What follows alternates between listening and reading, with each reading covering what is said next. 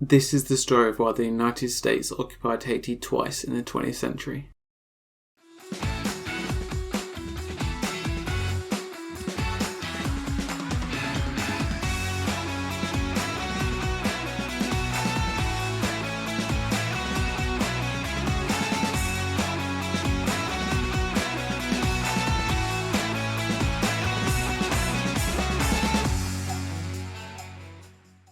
For people who don't know anything about Haiti, it's a Caribbean country that is on half the island of Hispaniola, sharing it with the Dominican Republic. Haiti was colonised by the French and used slaves from Africa to grow sugarcane and coffee to send back to mainland France. Haiti was France's richest colony and was an important asset to them. In 1804, after 15 years of nearly constant fighting, the slaves finally threw the French off the island and gained independence. The French, then under threat of invasion, made Haiti pay reparations for the war in exchange for recognition as a country. The Haitians were made to pay 150 million francs, although this was cut down to 60 million later. This crippled the country economically and meant it took until 1947 to pay off the reparations. It also took out loans to pay off this debt, making the situation even worse. This brings us to the United States. The US had long-standing interests in Haiti and the island of Hispaniola. The US wanted to use them as a naval base to secure their influence over the West Indies, but this failed. At first they wanted to invade, but later tried to negotiate for a port, but this was also unsuccessful. Haiti's lack of stability meant the US was scared other powers were going to try to take control of the country. The US then tried to aid the Haitian government by giving them loans to pay off debt owed to European powers to reduce their influence over the country.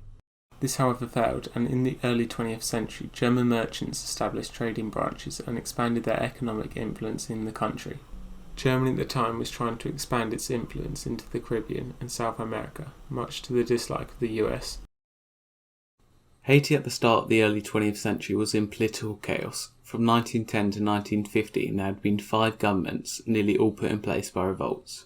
In 1914 Woodrow Wilson sent Marines to secure money from the Haitian National Bank for safekeeping in New York. This meant the US would have full control of the bank and gain influence over the government. In 1915 Haiti's president was killed by a crowd of protesters after sentencing coup plotters and the former president he overthrew to death. This sent the country into anarchy and opened the door for Germany to invade, or for an anti-US led government to take power. Because of this, the US acted quickly and ordered Marines to take Port-au-Prince. This led to the Haitian-American Treaty of 1915. The treaty allowed for the US to have full control of Haiti's finances and allowed US troops to occupy the country. It also made Haiti get a new pro-US president that led to even more unrest, as the president represented US interests more than the Haitian people's. The US in 1917 ordered the creation of a new constitution that would allow for foreign land ownership, something illegal since the 1804 revolt. The legislators writing the constitution said no and started to write an anti-US constitution. This led the US to force the president to disband the legislators.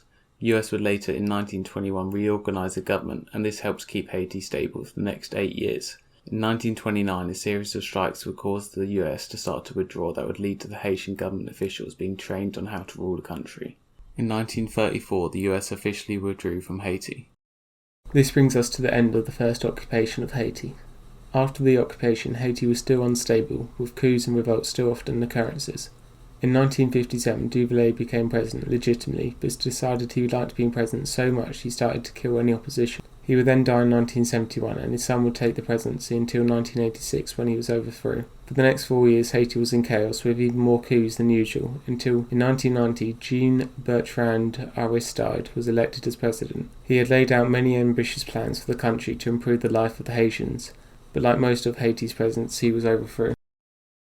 General Sidras was now the dictator of Haiti, and in 1994 the US got involved. They sent the dictator an ultimatum, to retire or to be forcibly made to retire.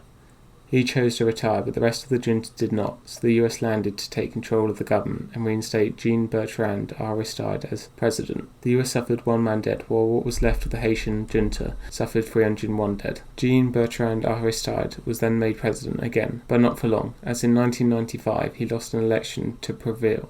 But after Préville had served 5 years, Jean became president again, albeit under sketchy circumstances. Jean would later get ousted out of government from another coup, which many think the French and US helped. Well, that brings us to the end of the video. Thanks for watching, and please like and subscribe.